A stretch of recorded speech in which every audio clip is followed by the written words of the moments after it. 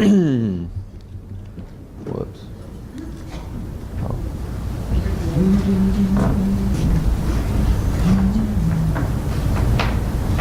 We're in Galatians chapter 6.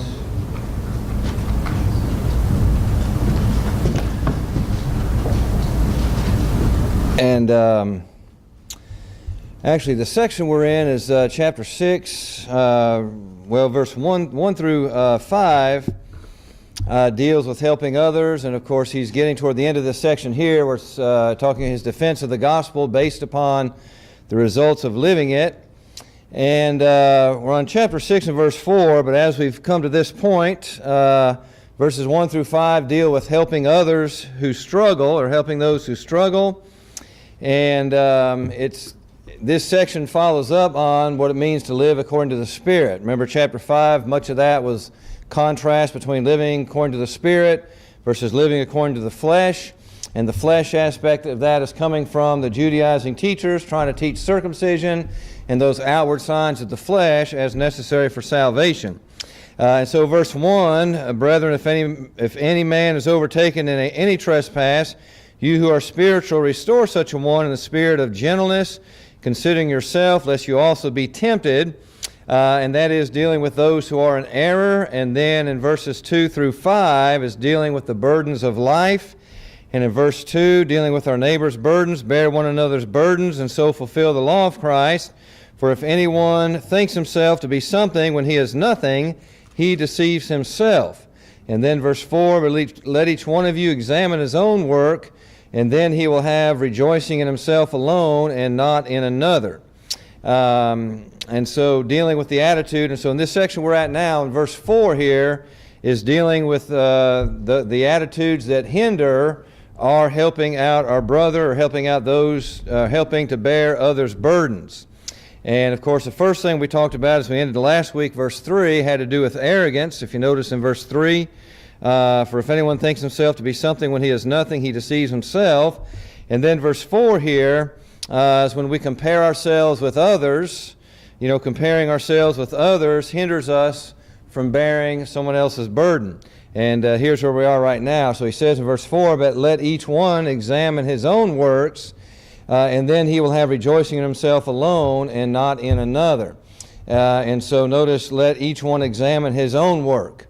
And what happens with Judaizers and what happens with people who are not living as they should is they're often comparing themselves with, hey, at least I do what he's doing, or you should do what he's doing, and all that kind of thing, comparing ourselves with one another. And that 2 Corinthians passage is a great passage on that. Look at 2 Corinthians chapter 2, 10, 2 Corinthians chapter 10 and verse 12. And here Paul writes, for we dare not class ourselves or compare ourselves with those who commend themselves.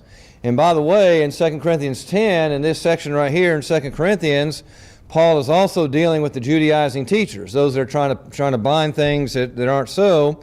But we dare not compare or class ourselves with those who commend themselves.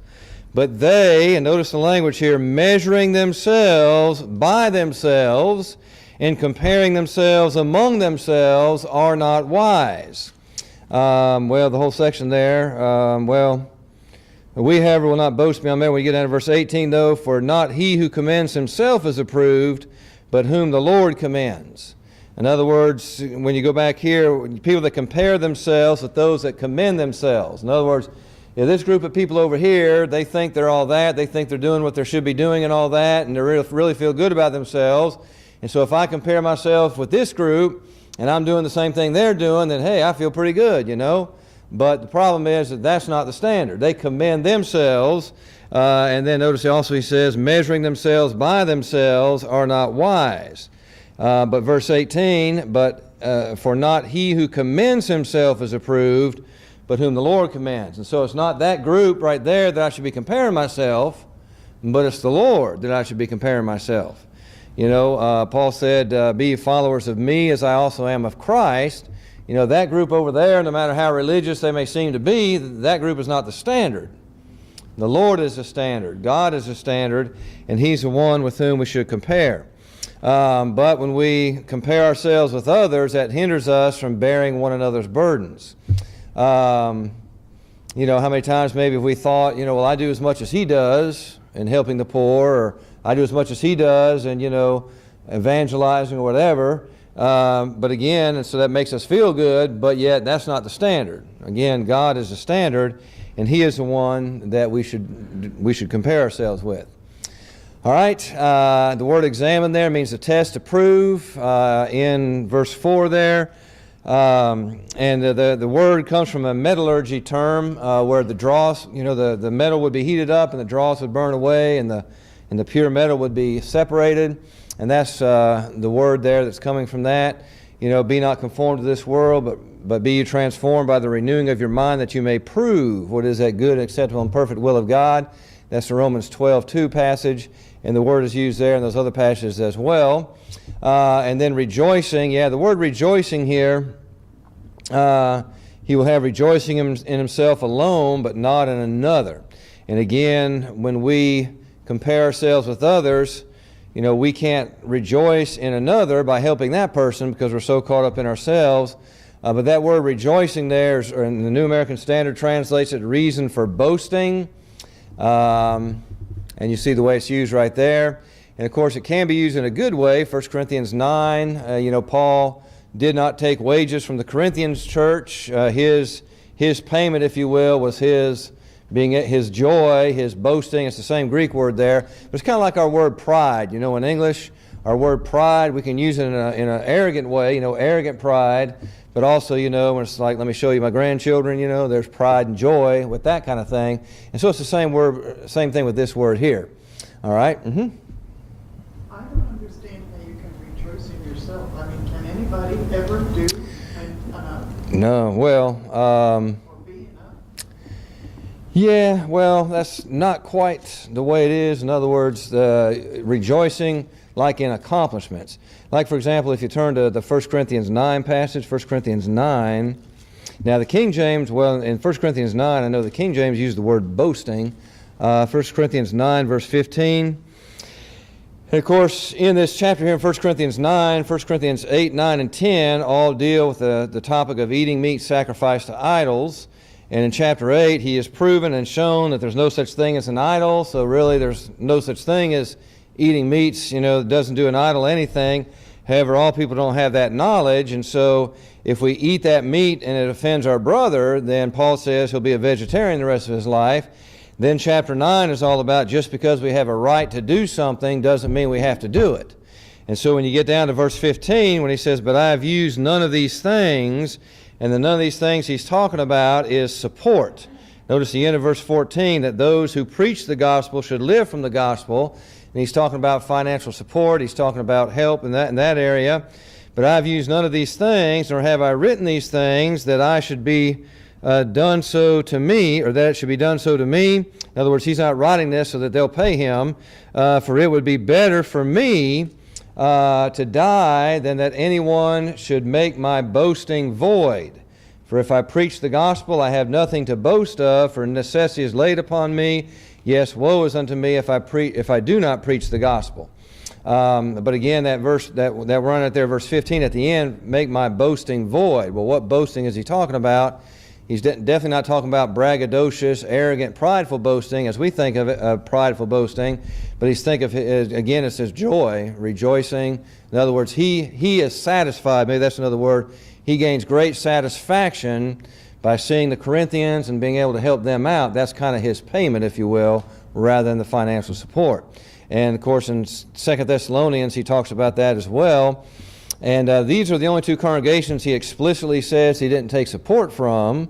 But he does say to the Philippian church, he did take support from them, and they supported him from the get-go. And that's another lesson by itself.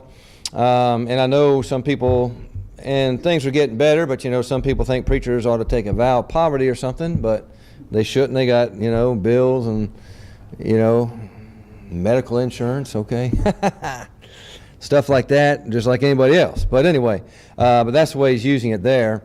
And again, it's the same Greek word used in two different senses, but it's kind of like, again, the best way I can compare it is to our word pride. sometimes it can be a arrogant thing, sometimes it's a satisfaction thing.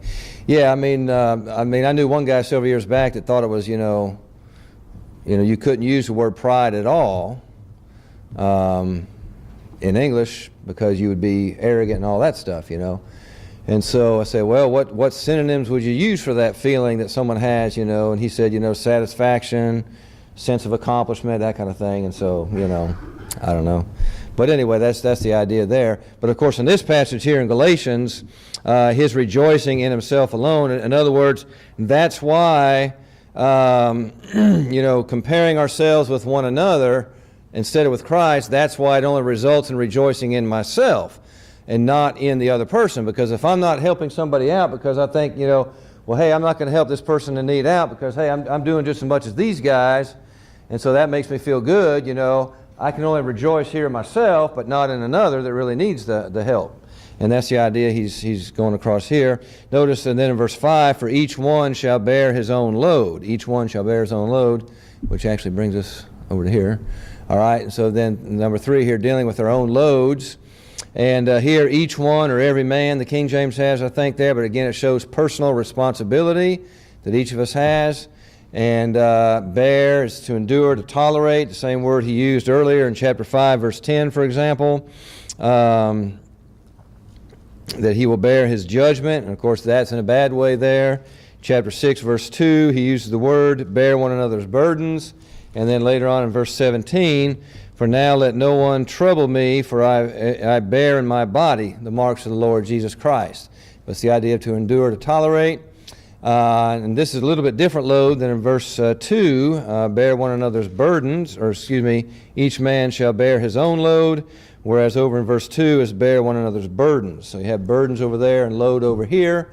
And, the burden, and of course these words, King James and the New King James kind of, uses one for one, the other for the other, that kind of thing, but they overlap, obviously. But remember, Jesus said, take my yoke upon you, learn of me, for I'm meek and lowly in heart, and you shall have rest unto your souls.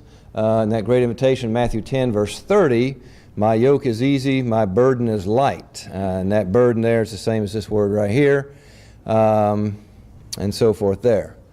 All right, any questions through verse 5 of this? All right, now verse 6 through 10, properly using money, verses 6 through 10. Let him who has taught the word share in all good things with him who teaches. Do not be deceived, God is not mocked, for whatsoever a man sows, that will he also reap. For he who sows to his flesh will of the flesh reap corruption, but he who sows to the Spirit will of the Spirit reap everlasting life. And let us not grow weary in well-doing, for in due season we shall reap if we do not lose heart. Therefore, as we have opportunity, let us do good to all, especially to those who are of the household of faith. All right, and so this section here, especially when we get down to verse 10, is somewhat controversial among some brethren, but not us, of course, hopefully. But if not, we'll try to clear that up. But using finances here, and, the language does seem to indicate finances, although principles involved in this would apply to other areas as well. But using finances to support gospel preachers and teachers is proper. Let him who is taught the word share in all good things with him who teaches. And, of course, I don't know, we'll probably get to it here anyway. Let me just go through this. Those who receive teaching have an obligation to support the teacher. And the word taught, those that he's referring to here are the ones in Galatia. And the word taught, this is not the usual word for taught. There's a couple different words, but this is not the most common one for taught. And this carries the idea of instruct, to inform, as opposed to, the other one, didasko, I teach, that type of thing. And, there's a lot of overlap in the meanings. And so I don't make a big thing about that, but it is interesting. It's not the most common word that they use there. And here, Paul sometimes did not accept support, but he did teach that churches have an obligation to give to preachers. And let's just look over here to go back to 1 Corinthians 9 once again. 1 Corinthians 9. Mm-hmm. Why would he accept support sometimes and not accept it? Yeah. Does he Yeah, we do know. Well, before we go to 1 Corinthians, look at the 1 Thessalonians 1, because he tells us explicitly, I think in both these places, but for sure in Thessalonians. Let me see, I'm not sure if that's the right one or not, but it's there. We'll get to it. 1 Thessalonians 2, verse 9. There he says, for you remember, brethren, our labor and toil, for laboring night and day, that we might not be a burden to any of you. We preach to you the gospel of God. And so that does address it right there. But brethren, our labor and toil, for laboring night and day, that we might not be a burden to any of you. In other words, it would have burdened the congregation there for him to take support. And let's see, well, verse 10, you are my witnesses, etc. But also look at 2 Thessalonians 3. 2 Thessalonians 3. Let's see, verse 6 is where that begins about, in verse 6, but we command you, brethren, in the name of our Lord Jesus Christ, that you withdraw from every brother who walks disorderly and not according to the tradition which he received of us. For ye yourselves know how you ought to follow us, for we were not disorderly among you, nor did we eat any man's bread free of charge, but worked with labor and toil night and day, that we might not be a burden to any of you. Not because we have not authority, but to make ourselves an example of how you should follow us. All right, and so in this verse he says he didn't take support so that he would be an example to them. Now what's going on here in Thessalonica, this is the same context. In fact, the very next verse, if a man doesn't work, neither should he eat. And this is in the context where you have a bunch of brethren. Well, it has to do with their misunderstanding of the second coming. In other words, their thought is, if the Lord is coming Monday, why should I pay my bills on Friday? Okay? And so, in other words, they thought that the Lord was going to come, and so why worry about finances and stuff? And in fact, some of the translations where it has there in verse 6, walks disorderly, some of the translations have there idle or lazy, something like that. And you may have a footnote that says that, because that's what the context is. They're not working, they're not supporting themselves. They're kind of, mooching off the church and all that. And again, not everyone would agree that it's misunderstanding of the second coming, but it seems to be that's the case, because that's what, the single most talked about subject matter in 1 and 2 Thessalonians is the second coming, and then the next one is this one about laziness here, and it's not just here, but it's a little bit in chapter 2 here as well. But he's telling them to withdraw. In other words, in this context, walking disorderly is being lazy, not supporting yourself, not working, and so that's one reason he says there that we should be an example to you. And of course, he worked. He was a tent maker. He could support himself, and he did that often. And so just a couple places then in 1 Thessalonians 2:9 that he might not be a burden to them. And then also here is that he might show them an example to work. Because, if you read the rest of that context there, he's talking about working, talking about taking care of yourself, supporting your own selves and such. And then if you go to 1 Corinthians 9, which is where we were there, he does again mention that he did not want to be a burden to them. Now, of course, in Thessalonica, remember what region Thessalonica was in. It was in Macedonia. In the Macedonian churches, remember 2 Corinthians 8, Paul used them as an example, and I think even Bob mentioned this recently in a sermon, how that even in great poverty they gave. So they were a very poor region, and so that might have had something to do with it there. Then in 1 Corinthians, Corinth, he says the same thing. Now, it's interesting because in the first century, I suppose like today, but in the first century especially, word of mouth didn't get around as quick as it does today, but false teachers would go from place to place, get a bunch of support, get fed, and by the time they caught up to them, they'd be on to the next town. And that's kind of what's in the background of 2 John 9, where he says, what's he say there? Talks about don't receive such a one into your house, bid him Godspeed and all that. Yeah, he that abideth not in the doctrine of Christ has not God, but he that abideth in the doctrine of Christ has both the Father and the Son. If there come one unto you and doesn't have this doctrine, don't invite him in, neither bid him Godspeed, lest you be partaker of his evil deed. That's kind of in the background of that, because, again, that's the way these false teachers would work. And so, here in Corinth, part of that could have been because Paul didn't want people to think he was one of the false teachers doing it for money. And this especially comes out in 2 Corinthians, although in 1 Corinthians 9, almost the whole chapter, well, a good part of the center part of that chapter deals with how a preacher does have a right to be supported. And notice he goes back here, if you look at 1 Corinthians 9, verse 7, start out right there. Whoever goes to war at his own expense, who places a vineyard and does not eat of its fruit, or who leads a flock and does not drink of the milk of the flock? Do I say these things as a mere man, or does the law say the same also? For it is written in the law of Moses, you shall not muzzle an ox while it treads out the grain. Is it oxen God is concerned about, or does he say it altogether for our sakes? And then Paul answers himself, for our sakes, no doubt, this was written, that he who plows should plow in hope, and he who threshes in hope should be partaker of this hope. If we have sown spiritual things to you, is it a great thing if we reap your material things? If others are partakers of this right over you, are we not even more? Nevertheless, we have not used this right, but endure all things, lest we hinder the gospel of Christ. And so there's another reason there, Jenny, lest we hinder the gospel of Christ. And again, what would hinder the gospel of Christ in Corinth may not be the same in, other congregations, other areas, but it would here. And what exactly that was, he doesn't go into details, but it probably had something to do with the false teachers would go here and there for money and support and all that stuff. Then do you not know that those who minister the holy things eat of the things of the temple? He's talking about the Levitical priests here. And those who serve at the altar partake of the offerings of the altar.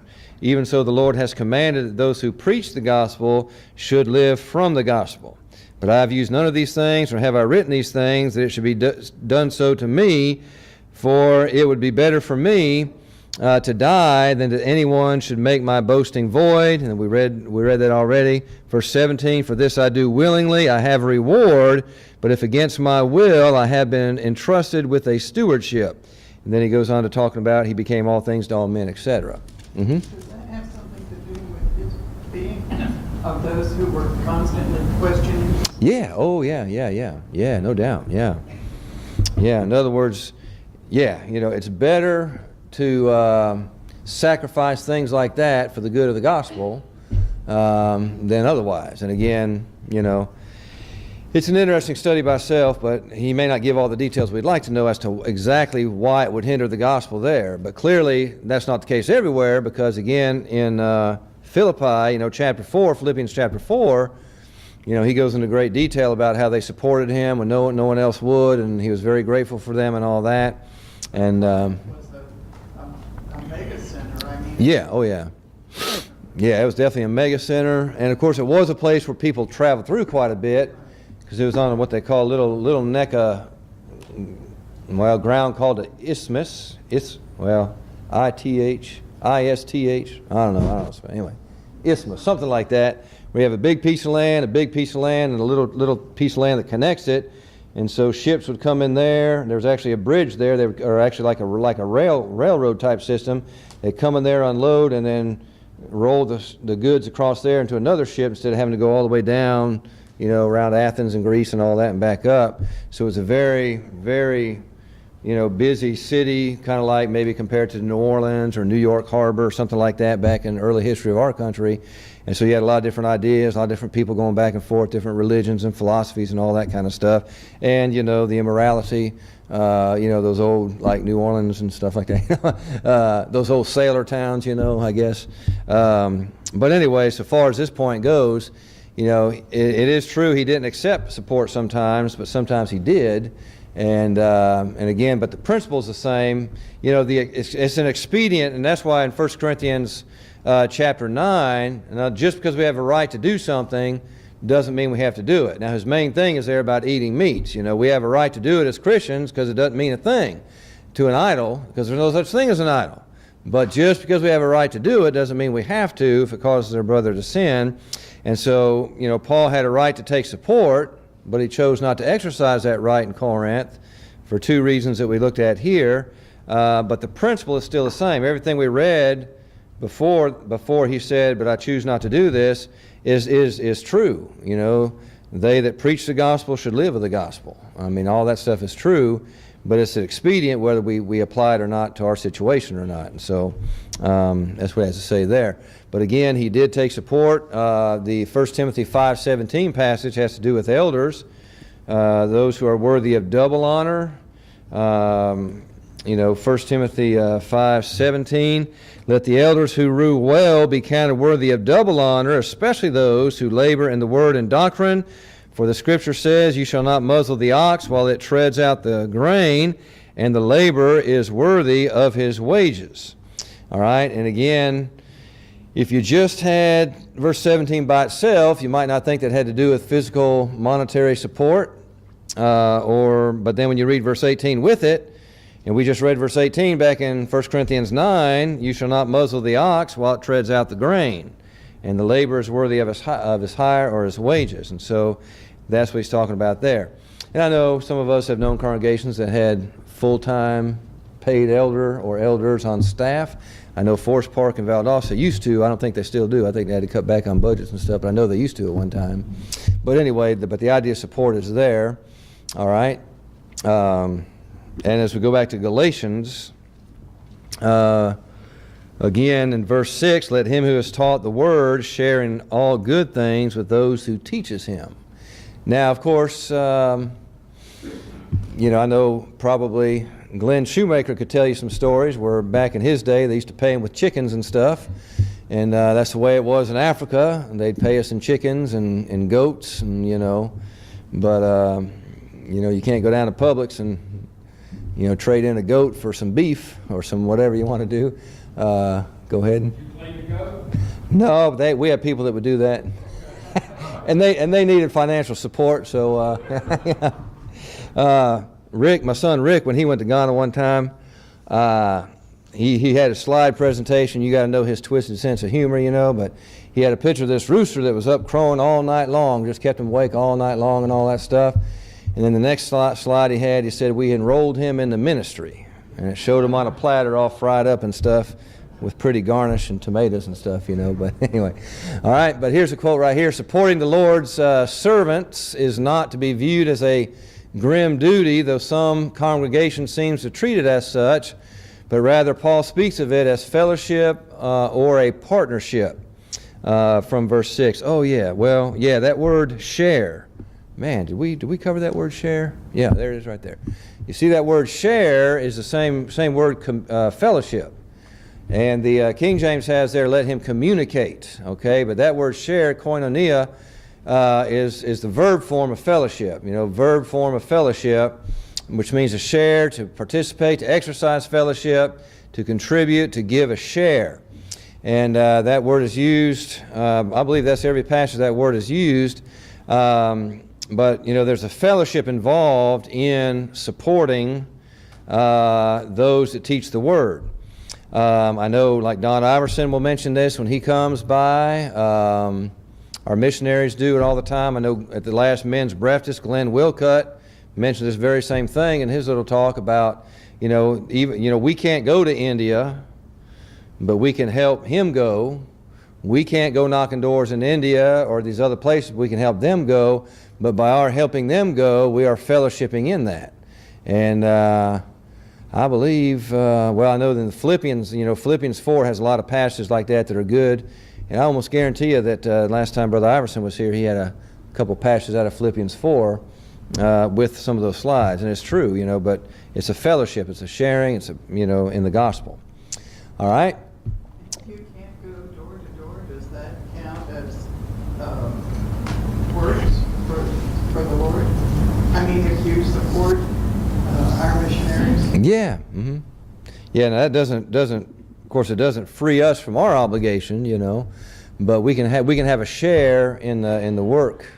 Like say when we support Don Iverson, he goes over there, we have a share in that work. And let me think of the passage here. Paul, I believe it's in Philippians, says that I'm going to have fruit to your account or something like that. Because one of my biggest worries about myself is bearing fruit. Mm-hmm. Yeah.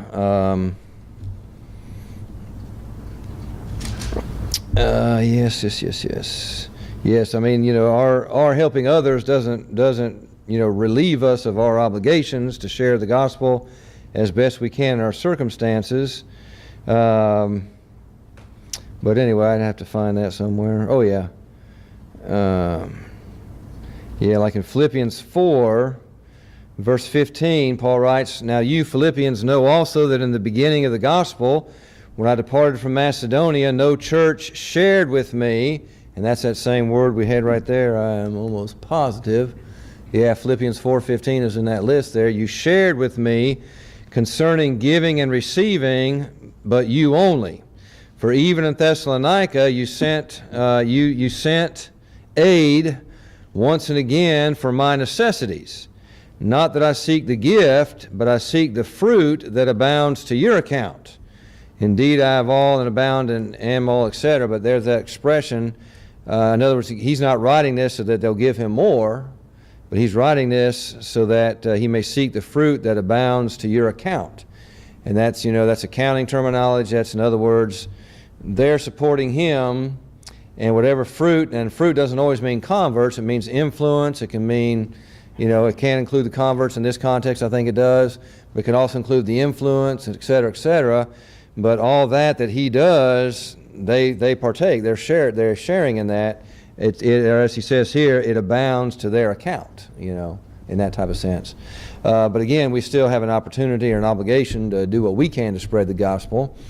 And again, it doesn't always have to be knocking on a door or something like that. It can just be talking to our neighbors. What's that? Hairdresser? Yeah, I was going to say the repairman, but sometimes can't do that much anymore. But but yeah, people we come in contact with, and because we never know what's going to happen. And some of these incidents that's affected our congregation right here, with Jim's daughter. I mean, who would have known? Who would have thought that? And then this girl that her mom got stabbed to death, right in front of the kids and all that. Man, that's wow. But anyway, so stuff happens. So, we had members of the congregation that I remember when Bill Burton, before he was baptized, the Sunday he was baptized, Gloria called me and said, "You're not going to believe this." Yeah. Made it. And I mean, wow. Yeah. Talk to him forever. Yeah. So did I. But not as much as you, I'm sure, but still. Everybody was. Yeah. So you never know. But anyway, but with preachers and such, and as he's saying here, we're going back to Galatians 6,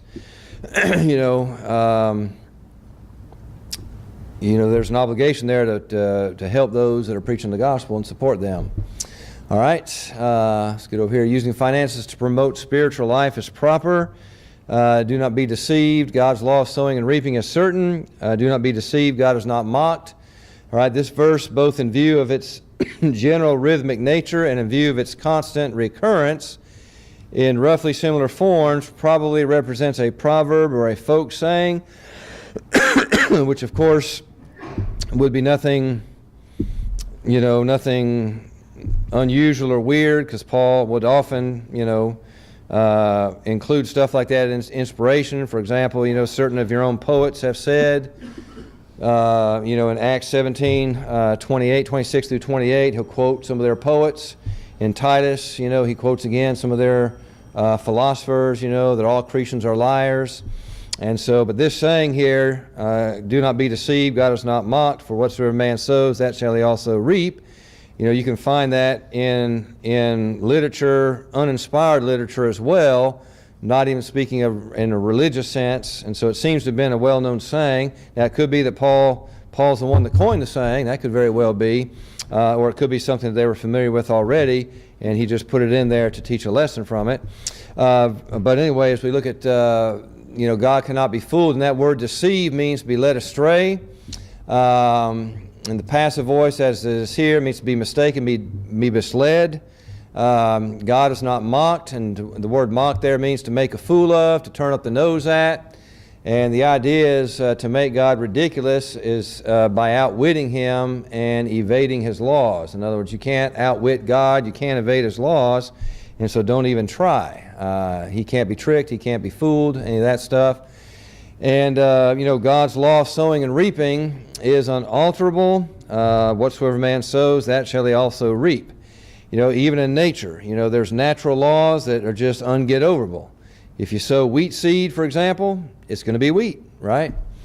Corn, whatever the seed is, you can't fake it. You can't, whatever.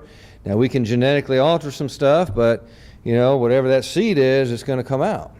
And I never did figure this out, but every time I drive into George Jenkins in the morning, I'm going to ask Jimmy this one time, but, when you buy those marigolds from the nursery, they're all cool and bright in color and all that stuff, but when they seed and die, the ones that come up, they're not like that.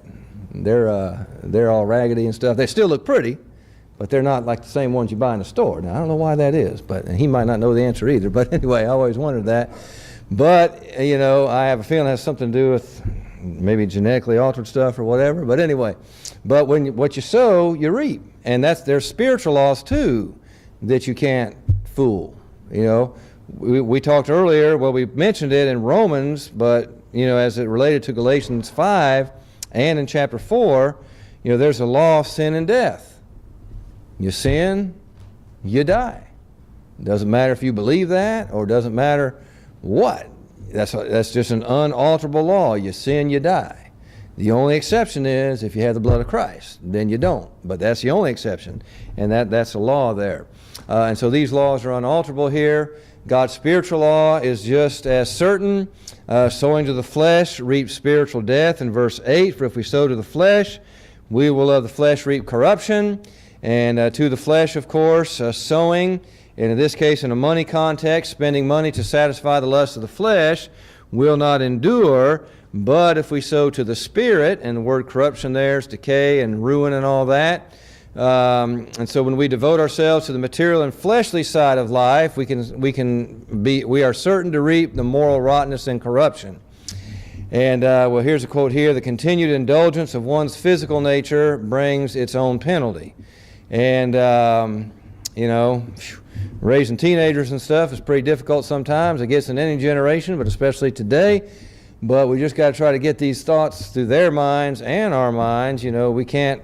How's it go? You can't play with. You can't something smoke, or you can't play with fire.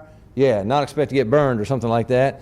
You've heard the cliches. You can't wrestle. I don't know, smell like smoke or anyway.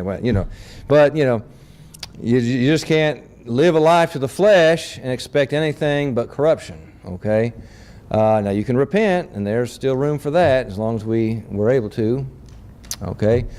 Sowing to the Spirit results in life everlasting. And again, to the Spirit are the things of the Spirit. We spent a lot of time earlier in Romans 8, so we won't go back there. In fact, the earlier part of this chapter and into chapter 5 remembers that whole contrast between the Spirit and the flesh.